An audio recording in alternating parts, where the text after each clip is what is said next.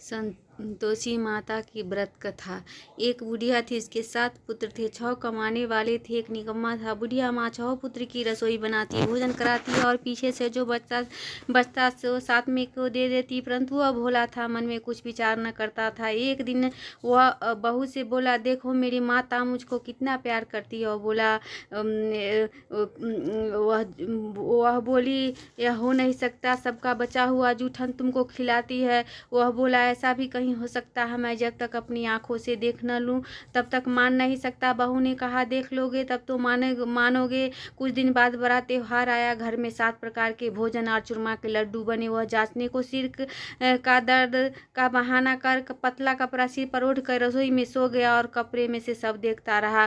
6 भाई भोजन करने आए। उसने देखा माँ ने उनके लिए सुंदर सुंदर आसन बिछाए हैं और 7 प्रकार की रसोई परोसी है। वह आग्रह कर उन्हें जिमाती है। वह देखता रहा। 6 भाई भोजन करके उठे, तब जूठी थालियों में से लड्डुओं के टुकड़ों को उठाया और लड्डू बनाया। जूठन साफ कर बुढ़िया माँ ने पुकारा, उठ बेटा, 6 भाई भोजन कर गए हैं, अब तू ही बाकी है, उठ न, कब खाएगा। वह कहने लगा, माँ मुझे भोजन नहीं करना, मैं परदेश जा रहा हूँ। माता ने कहा, कल जाता हो तो आज ही चला जा। वह बोला, हाँ हाँ आज ही जा रहा हूँ। यह कहकर वह घर से निकल गया। चलते समय बहू की याद आई। वह गौशाला में कंडे थाप रही थी। जाकर बोला, हम जावे परदेश को, आवेंगे कुछ काल, तुम रहियो संतोष से, धर्म आपनो पाल। वह बोली, जाओ पिया आनंद से, हमरो सोच हटाए, राम भरोसे हम रहे, ईश्वर तुम्हें सहाय। देवी निशानी आपनी, देखो धरु मंदिर, सुधी न हमरी बिसाड़ियो, मन गंभीर। वह बोला, मेरे पास तो कुछ नहीं है, अंगूठी है सो ले लो और अपनी कुछ निशानी मुझे दे। वह बोली, मेरे पास क्या है, यह गोबर भरा हाथ है। यह कहकर उसकी पीठ में गोबर के हाथ की थाप मार दी। वह चल दिया। चलते चलते दूर देश में पहुंचा। वहां एक साहूकार की दुकान थी। वही जाकर रहने लगा। भाई मुझे नौकरी पर रख लो। साहूकार को जरूरत थी, बोला रह जा। लड़के ने पूछा, तनख्वाह क्या दोगे? साहूकार ने कहा, काम देखकर दाम मिलेंगे। साहूकार की नौकरी मिली। वह सवेरे 7 बजे से रात तक नौकरी करने लगा। कुछ दिनों में दुकान का लेन देन, हिसाब किताब, ग्राहकों को माल बेचना, सारा काम करने लगा। साहूकार के 7-8 नौकर थे, सब चक्कर खाने लगे कि यह तो बहुत होशियार बन गया है। सेठ ने भी काम देखा और 3 महीने में उसे आधे मुनाफे का साझीदार बना लिया।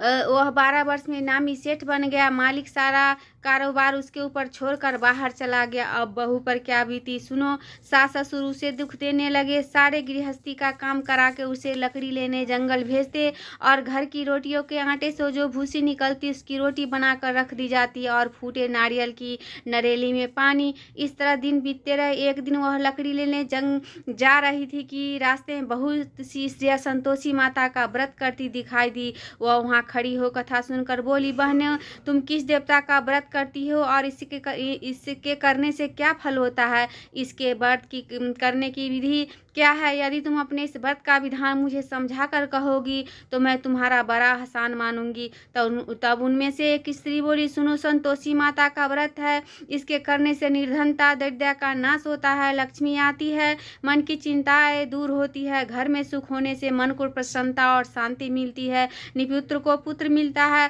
प्रीतम बाहर गया हो तो जल्दी आवे, कुमारी कन्याओं को मनपसंद वर मिले, राजद्वार में बहुत दिनों से मुकदमा चलता हो तो खत्म हो जाए, इस सब तरह सुख शांति हो, घर में धन जमा, पैसा जायदाद का लाभ हो, रोग दूर हो जावे, ता मन में जो कामना हो वो सब संतोषी माता की कृपा से पूरी हो जावे, इसमें संदेह नहीं है। वह पूछने लगी कि यह व्रत कैसे किया जाए, यह भी बताओ तो बड़ी कृपा होगी। स्त्री कहने लगी, 1.25 आने का गुड़ चना लेना, इच्छा हो तो 5.25 आने का लेना या 1.25 रुपये का भी सहूलियत के अनुसार लेना, बिना परेशानी, श्रद्धा और प्रेम से जितना बन सके लेना, 1.25 पैसे से 5.25 आना था, इससे भी ज्यादा शक्ति और भक्ति के अनुसार ले। हर शुक्रवार को निराहार रहकर कथा कहना, इसके बीच क्रम न टूटे, लगातार नियम पालन करना, सुनने वाला न कोई मिले तो घी का दीपक जला उसके आगे जल के पात्र को रखकर कथा कहना, परंतु नियम न टूटे जब तक कार्य सिद्ध न हो।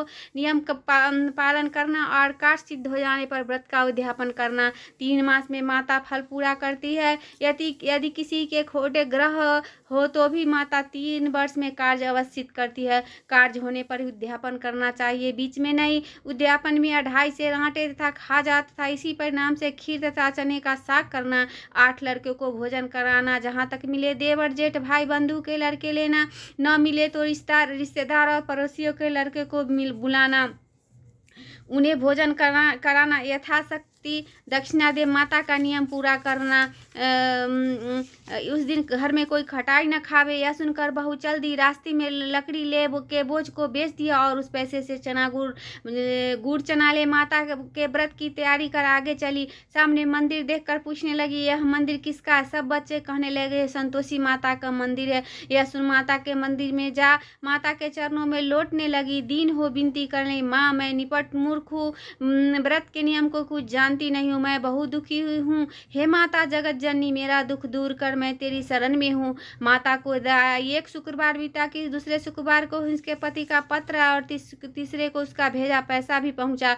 यह देख जिठानी मुँह सिकोड़ने लगी, इतने दिनों में पैसा आया, इसमें क्या बड़ाई है? लड़के ताना देने लगे। काकी के पास पत्र आने लगा, रुपया आने लगा। अब तो काकी की खातिर बढ़ेगी, अब तो काकी बोलने से भी नहीं बोलेगी। बेचारी सरलता से कहती, भैया पत्र आवे रुपया आवे तो हम सब के लिए अच्छा है। ऐसा कहकर आंखों में आंसू भरकर संतोषी माता के मंदिर में मातेश्वरी के चरणों में गिरकर रोने लगी।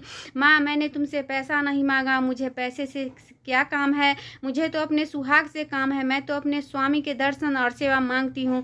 तब माता ने प्रसन्न होकर कहा, जा बेटी तेरा स्वामी आएगा। यह सुन खुशी से बावली हो घर में जाकर काम करने लगी। अब संतोषी माँ विचार करने लगी, इस भोली पुत्री से तो मैंने कह दिया कि तेरा पति आवेगा, पर वह आवेगा कहाँ से? वह तो इसे स्वप्न में भी याद नहीं करता। उसे याद दिलाने के लिए मुझे जाने पड़ेगा। इस तरह माता बुढ़िया के बेटे के पास जा स्वप्न में प्रकट होकर कहने लगी, साहूकार के बेटे सोता है या जागता? वो बोला, माता सोता भी नहीं हूँ जागता भी नहीं हूँ, बीच में हूँ, कहो क्या आज्ञा है। माँ कहने लगी, तेरा घर वाला कुछ है या नहीं? वह बोला, मेरा सब कुछ है, माँ बाप भाई बहन वह बहू, क्या कमी है? माँ बोली, भोले पुत्र तेरी स्त्री घोर कष्ट उठा रही है, माँ बाप उसे दुख दे रहे हैं, वह तेरे लिए तरस रही है, तू उसकी सुधि ले। वह बोला, माता यह तो मालूम है, परंतु जाऊँ कैसे? परदेश की बात है, लेन देन का कोई हिसाब नहीं, जाने का कोई रास्ता नहीं आता, कैसे चला जाऊं? माँ कहने लगी, मेरी बात मान, सवेरे नहा धोकर माता का नाम ले, घी का दीपक जला, दंडवत कर दुकान पर जा बैठना। तब देखते देखते तेरा लेन देन सब चुक जाएगा, माल बिक जाएगा, सांझ होते होते धन का ढेर लग जाएगा। तब सवेरे वो बहुत जल्दी उठ, उसने लोगों से अपने सपने की बात कही तो सब उसकी खिल्ली उड़ाने लगे, कहीं सपने भी सच होते हैं। एक बूढ़ा बोला, देख भाई मेरी बात मान, इस तरह सच झूठ कहने के बदले देवता ने जैसा कहा है वैसा ही करना, तेरा इसमें क्या जाता है? अब बूढ़े की बात मान। वह नहा धोकर संतोषी माता को दंडवत कर घी का दीपक जलाकर दुकान पर जा बैठा। थोड़ी देर में क्या देखता है कि देने वाले रुपया लाए, लेने वाले हिसाब लेने लगे। कोठे में भरे सामानों के खरीदार नगद दाम में सौदा करने लगे। शाम तक धन का ढेर लग गया। माता का नाम लेकर घर ले जाने के वास्ते गहना कपड़ा खरीदने लगा और वहाँ के काम से निपट तुरंत घर को रवाना हुआ। वहाँ बहू बेचारी जंगल में लकड़ी लेने जाती है, लौटते वक्त माताजी के मंदिर में विश्राम करती है। वह तो उसका रोज रुकने का स्थान जो ठहरा। दूर से धूल उड़ती हुई देख वह माता से पूछती है, हे माता यह धूल कैसी उड़ रही है? माँ कहती है, हे पुत्री तेरा पति आ रहा है, अब तू ऐसा कर लकड़ियों के 3 बोझ बना ला, एक नदी के किनारे रख, दूसरा मेरे मंदिर पर और तीसरा अपने सिर पर रख। तेरे पति को लकड़ी का गट्ठा देखकर मोह पैदा होगा, वहाँ रुकेगा, नाश्ता पानी बना खा पी कर माँ से मिलने आएगा। तब तू लकड़ी का बोझ उठाकर जाना और बीच चौक में गट्ठा डालकर 3 आवाजें जोर से लगाना, लो सासू जी लकड़ियों का गट्ठा लो, भूसी की रोटी दो और नारियल के खोपरे में पानी दो, आज मेहमान कौन आया है। माँ की बात सुन बहुत अच्छा माता कहकर प्रसन्न हो लकड़ियों के 3 गट्ठे ले आई, एक नदी के तट पर, एक माता के मंदिर पर रखा। इतने में ही एक मुसाफिर वहां आ पहुंचा। सूखी लकड़ी देखकर उसकी इच्छा हुई कि यहीं निवास करे और भोजन बनाकर खा पी कर गाँव जाए। इस प्रकार भोजन कर बना कर विश्राम ले गांव को गया। सबसे प्रेम से मिला। उसी समय बहू सिर पर लकड़ी का गट्ठा लिए आती है। लकड़ी का भारी बोझ आंगन में डाल जोर से 3 आवाज देती है, लो सासू जी लकड़ी का गट्ठा लो, भूसी की रोटी दो, नारियल के खोपरे में पानी दो, आज मेहमान कौन आया है। यह सुनकर उसकी सास अपने दिए हुए कष्टों को भुलाने हेतु कहती है, बहू ऐसा क्यों कहती है, तेरा मालिक ही तो आया है, आ बैठ, मीठा भात खा, भोजन कपड़े गहने पहन। इतने में आवाज़ सुन उसका स्वामी बाहर आता है। अंगूठी देखकर व्याकुल होकर माँ से पूछता है, माँ यह कौन है। माँ कहती है, बेटा तेरी बहू है, आज 12 वर्ष हो गए जब से तू गया है, तब से सारे गांव में जानवर की तरह भटकती फिरती है, कामकाज घर का कुछ नहीं करती, चार समय आकर खा जाती है। अब तुझे देखकर भूसी की रोटी और नारियल खोपड़े में पानी मांगती है। वो लज्जित हो बोला, ठीक है माँ, मैंने इसे भी देखा है और तुम्हें भी देखा है, अब मुझे दूसरे घर का ताला दो तो मैं उसमें रहूं। तब माँ बोली, ठीक है, जैसा तेरी मर्जी, कहकर ताले का गुच्छा पटक दिया। उसने ताले से जो दूसरे कमरे में जो तीसरी मंजिल के ऊपर था खोलकर सारा सामान जमाया। एक दिन में वही वहाँ राजा के महल जैसा ठाट बाट बन गया। अब क्या था, वो दोनों सुखपूर्वक रहने लगे। इतने में अगला शुक्रवार आया। बहू ने अपने पति से कहा कि मुझको माता का उद्यापन करना है। पति बोला, बहुत अच्छा, खुशी से करो। वह तुरंत ही उद्यापन की तैयारी करने लगी। जेठ को लड़कों को भोजन के लिए कहने लगी। उन्होंने मंजूर किया,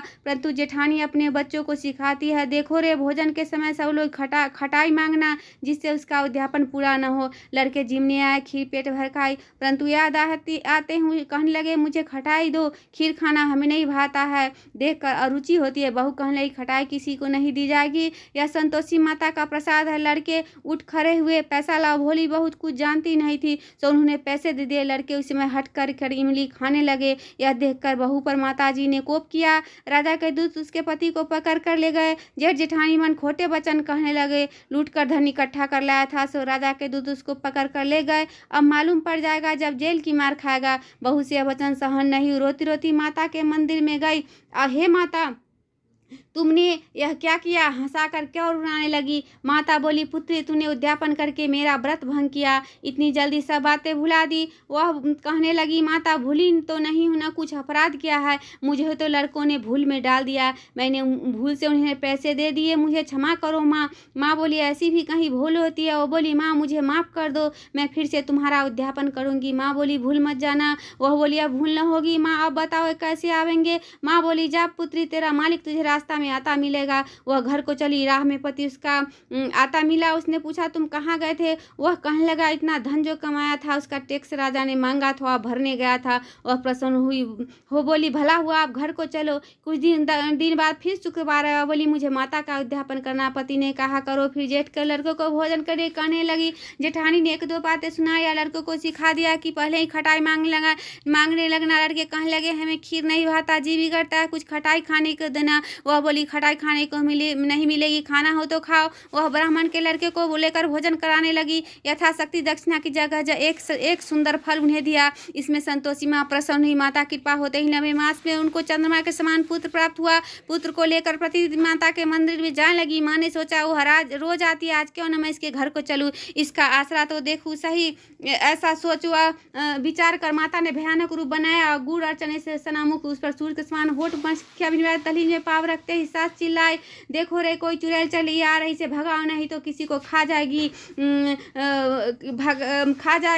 और खिड़की बंद करने लगी। वह बहुरो संतान से देख रही, प्रसन्नता से पागल होकर चिल्लाने लगी, आज मेरी माता घर आई है, कहकर बच्चे को दूध पीने से हटाती है। इतने में सास का क्रोध फूट पड़ा। बोली, रानी से देखकर कैसे उतावली हुई कि बच्चों को पटक दिया। इतने में माँ के प्रताप से जहाँ देखो वही लड़के नजर आने। वो बोली, माँ जिनका मैं व्रत करती हूँ, संतोषी माता। इतना को झट से सारे घर का किवाड़ खोल देती है।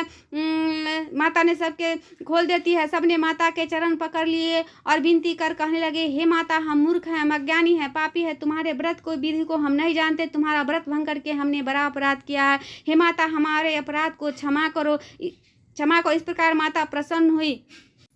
माता ने बहू को जैसा फल दिया वैसा माता सबको दे, जो पढ़े उसका मनोरथ पूर्ण हो। बोलो संतोषी माता की जय। योग सिद्धि विदेह जनक को गुरु अष्टावक्र ने आधे श्लोक में ही शास्त्रों का सार बता दिया था।